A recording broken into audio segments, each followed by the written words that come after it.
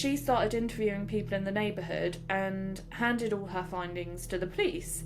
And there were several witnesses.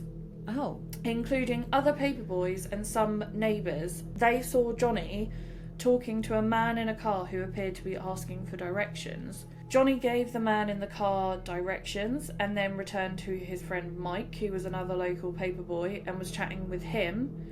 And then the car did a U-turn, came back to pull up next to both the boys and asked for more directions. Johnny saw a neighbour of his, John Rossi, coming out to collect his paper, so he probably was just getting annoyed with this man asking for so many directions. So went over to John Rossi and was like, can you go and deal with that man and give him directions? So Rossi went over to him. When Johnny returned to his friend Mike, they both remarked that the man was really weird in the car. Yeah. Rossi also later told newspapers he believed the man in the car was high, as his eyes were wide and he seemed very alert.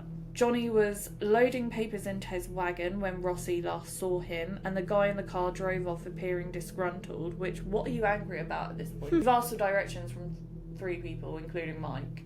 And you've literally just turned around. So he drove off disgruntled. A neighbour saw Johnny from their window and saw a silver Ford Fairmount pull up besides Johnny.